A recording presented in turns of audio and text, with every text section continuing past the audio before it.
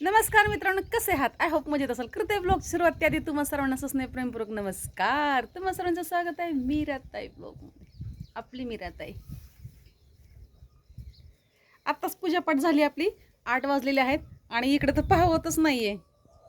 अरे बापरे बापरे, कसं बघा, कसं ऊन चमकते. प्रचंड ऊन आहे मित्रांनो. आपल्याला आज बघू आपण काय काम करायचं, अजून काही नियोजन नाही. काल मिरच्यावर निवसल्या आपल्याला निवडलेल्या मिरच्यात आपल्याला मसाला करायचा आहे. आपल्याला मसाला करण्यासाठी देणार आहे मी ते दळून बिळून, त्या म्हणजे ते भाजून वगैरे मी देणार आहे. आणि ही पहा, गमेलं बिमलं पालतं घालून हिचा तांडव चालू असतो. तुम्हाला कसं वाटतंय ना हा फ्लॉवर पॉट ओरिजिनल आणि रिअल? पहा मी हे उतानं केलं.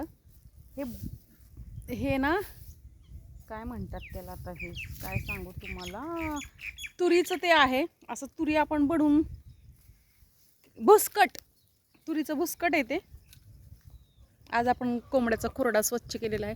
स्किप न करता व्हिडिओ पाहता त्याबद्दल तुमच्या मनपूर्वक धन्यवाद. स्किप न करता व्हिडिओ पहा. पहिल्यांदा माझा व्हिडिओ पाहता चला तर मग लवकरात लवकर आपल्या चॅनलला सबस्क्राईब करा, व्हिडिओला लाईक करा, शेअर करा, कमेंट करून सांगायला विसरू नका. तुम्ही कुठून माझे व्हिडिओ पाहते, तुमचे एक कमेंट मला फार उत्सुकता निर्माण करते आणखीन व्हिडिओ काढण्यासाठी.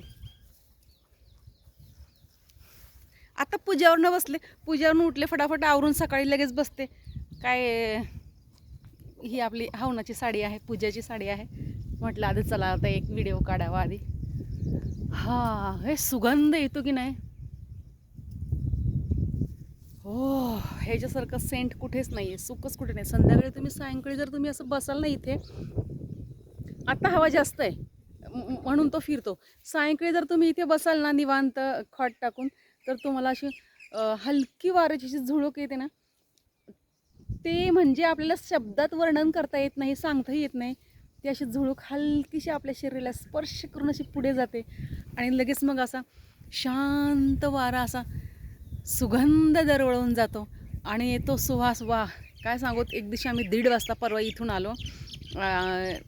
कार्यक्रम होता, परडी आलेली, गेंडमाळ घातलेली जावबायला.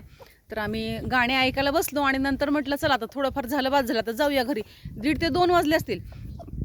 आम्ही ह्या इथून रस्त्याने आलो तर काय ते एकदम इतकं छान वाटत होतं ना, असं एकदम. तर ते असं रस्त्याने आम्ही यायचो ना, एकदम शांत वारा, काही नाही, आवाज नाही. आता सकाळी पक्ष्यांचा किलबिलाट असतो ना, तेव्हा आता काहीच नाही.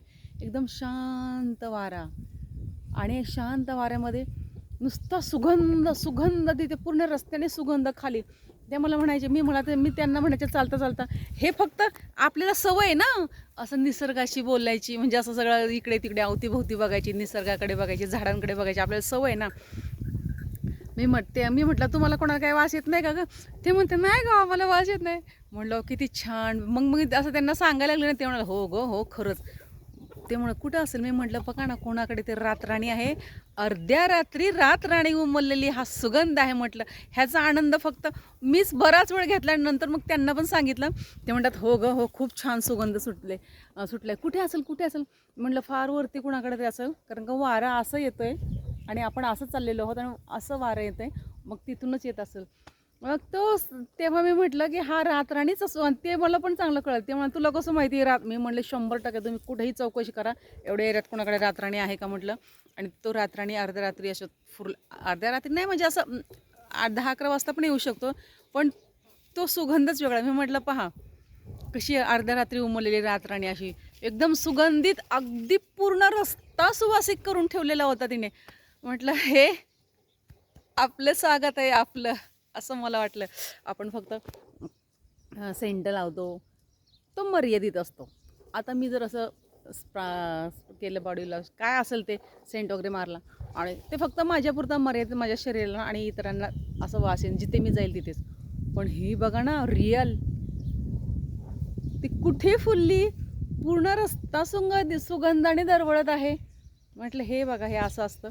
आणि असं सतत तुम्हालाही याचा कधीतरी लाभ घ्या तुम्ही आणि तुम्हालाही याचा अनुभव असावा, मला तर आहे. आता आपल्या ह्याला पारिजातकाला पालवी फुटलेली आहे. ह्या महिन्यामध्ये पालवी फुटते, पूर्ण तिची पानं गळालेली आहेत आणि आता नव्याने तिला पालवी फुटते. हा बघा माझा बॉडीगार्ड कसा चाललाय. तिला आता नव्याने पालवी फुटलेली आहे आणि ती रातराणी पण अशीच, तो पण सुगंध फार त्याचाही सुगंध थोडा वेगळा असतो पण खूप छान येतो त्याचाही.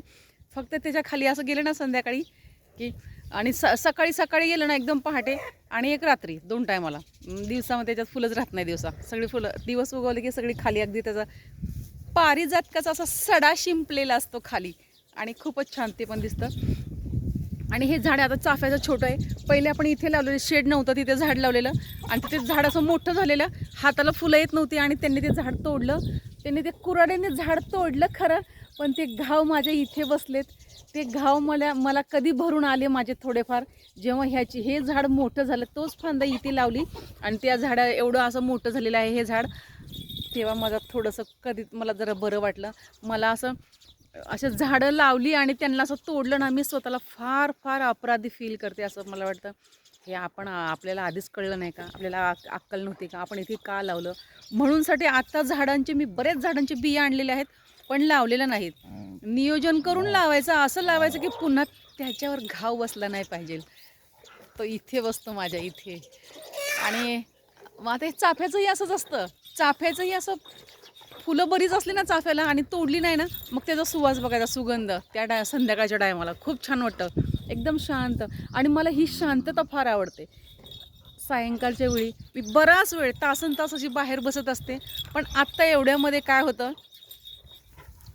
जरा आपल्याला इतर कामं असतात, काही कामं काय म्हणजे असंच आपण पण आपल्या रूममध्ये बसून एकदम ध्यानस्थ असतो ना, त्यामुळे इकडे काय बाहेर जरा बसण्याचा प्रसंग कमी येतो.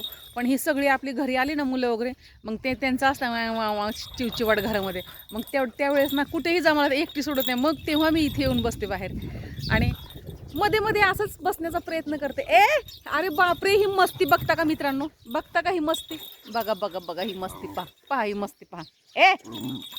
बघा बघा ब्रुनो कसा करतो. चला तर मित्रांनो, मी मीराताई तुमची रजा घेतो, इथंच थांबते. पण पुन्हा रुजू होणार आहे नव्याने उद्याच्या व्हिडिओमध्ये. तोपर्यंत धन्यवाद.